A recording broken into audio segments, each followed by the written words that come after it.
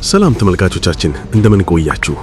ለዛሬ አሰባሰብናችሁን በአራቱም አቅጣጫ የተፈጸሙትን የፋኖ ትንተናዎችንና ሌሎች አስደሳችን የፋኖ የድል ዜናዎችን በዚች አጭር ደቂቃ ልናሰማችሁ ተዘጋጅተን ቀርበናል። ቪዲዮውን ላይክ በማድረግና ኮሜንት ላይ ድል ለፋኖ በማለት እንዲሁም ለሌሎች እንዲደርስ ሼር በማድረግ ጀምሩት። ምክንያቱም ለአማራ ፋኖ ይገባዋልና። በምዕራብ ወሎ በዘመቻ አርበኛ ፍሬው አለና መቅደላ፣ ተንታ፣ አማራ ሳይንት እና ወግድ ወረዳ ውስጥ ታሪክ ተሰርቷል። በዝርዝር ያዝነው ጉዳያችን ነው። ተከታተሉን።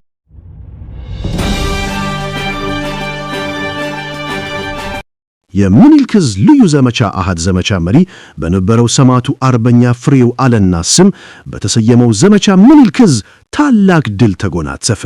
በምዕራብ ወሎ ግንባር የ11ኛ ዕዝ 203ኛ ኮር ሰራዊት ድባቅ ተመታ። 2 ሞርተር 82 ኤምኤም ከበርካታ የቡድንና የነፍስ ወከፍ መሳሪያ ጋር ተማርኳል። በርካታ ጠላትም ተደምስሷል። በዘመቻ አርበኛ ፍሬው አለና መቅደላ፣ ተንታ፣ አማራ ሳይንትና ወግድ ወረዳ ውስጥ ታሪክ ተሰርቷል። መቅደላ ወረዳ ውስጥ የአፋብን ምስራቅ አማራ ቀጠና ምኒልክ ዕዝ ልዩ ዘመቻ ሰራዊት የንጉስ ሚካኤል አሊ ኮር፣ አማራ ሳይንት መቅደላ ክፍለ ጦር ሼህ ሁሴን ጅብሪል ሻለቃና የልጅ ኢያሱ ኮር 23ኛ ክፍለ ጦር በቅንጅት በሰሩት ኦፕሬሽን የመቅደላ ወረዳ መቀመጫ ማሻ ከተማን ጨምሮ ሌሎች ታዳጊ ከተሞችን በወገን ኃይል ቁጥጥር ስር ውለዋል።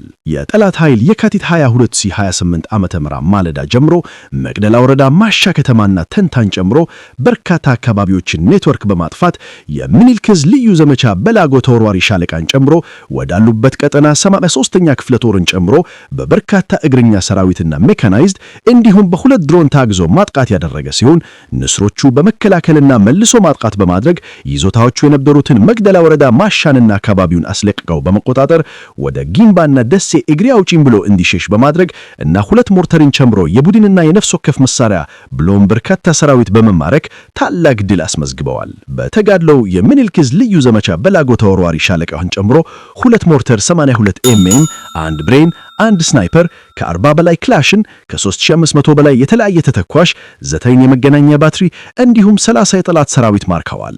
ልጅ ኢያሱ ኮር 23ኛ ክፍለ ጦር 1ኛ ሻለቃ ወደ ተንታ ከተማ ማጥቃት በማድረግ በርካታ የጠላት ሰራዊት በመደምሰስ ተንታ ከተማን በቁጥጥራቸው ስር አስገብተዋል። በተመሳሳይ 23ኛ ክፍለ ጦር 2ኛ ሻለቃ ከሌሎች የምኒልክ ዕዝ ልዩ ዘመቻ አሃዶች ጋር በመተማመር ማሻ ከተማን ተቆጣጥራለች።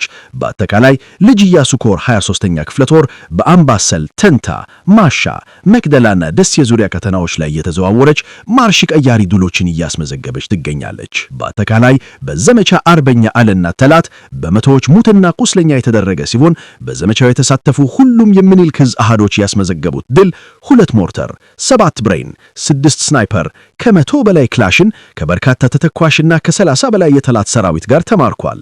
የፋሺስቱ አብይ አህመድ ሰራዊት ከኢትዮ ቴሌኮም ጋር በመተባበር የሞባይል ኔትወርክ በማስተፋት የመገናኛ አማራጭን ዘግቶ ኦፕሬሽን ለመስራት በማሰብ ዝግጅቱን አጠናንቆ ካበቃ በኋላ በተወሰኑ ወረዳዎች ውስጥ እንቅስቃሴ ጀምሮ ስለነበር እንቅስቃሴውን ለመጋት ወግድ ወረዳ ውስጥ መብረቅ ክፍለ ጦር በትናንትናው ዕለት በአበየ ጉርባ ቀጠና ገዛዛ አቦ አቅራቢያ ደፈጣጥላ በርካታ ኃይል ሙትና ቁስለኛ ስታደርግ በአማራ ሳይንት ግንባር ደግሞ የአማራ ሳይንት መቅደላ ክፍለ ጦር ታቦር ተራራ ሻለቃ ጀብዱ ፈጽመዋል። ከትናንት ማለዳ ጀምሮ ጓሜዳ አቅራቢያ ከባድ ውጊያ ተካሂዷል። ከሳይንት አጅባር ከተማ ተነስቶ ወደ ጓሜዳ ቀጠና በመግባት ከአርሶ አደሮች ግብር ለማሰባሰብ አስቦ በርካታ ኃይል ይዞ የመጣውን ጠላት ኃይል በመከት ኦፕሬሽኑን ማበላሸት የቻለ ሲሆን ጠላት ጓሜዳን ሳይቀር በብስጭት የከባድ መሳሪያ ቅንቡላ ሲወረውሩ ውሎ የገበሬዎችን መኖሪያ ቤትና ንብረት አቃንጥሎ ወደ መጣበት ፈርጥቷል። በተለምዶ መለሳንቃ በሩ ይባለው ስፍራ ላይ በተደረገው ውጊያ በርካታ የጠላት ኃይል አባላት ስለተመቱ ቁስለኞች ሳይንት አጅባር ሆስፒታል ገብተዋል። እዚያው አውደ ውጊያ የተደረገበት ቦታ ላይ የሞቱ እንዳሉም የካቲት 21 2028 ዓመተ ምህረት ጧት አስከሬን ሲለቅሙ ያዩአቸው መረጃ ምንጮች ተናግረዋል።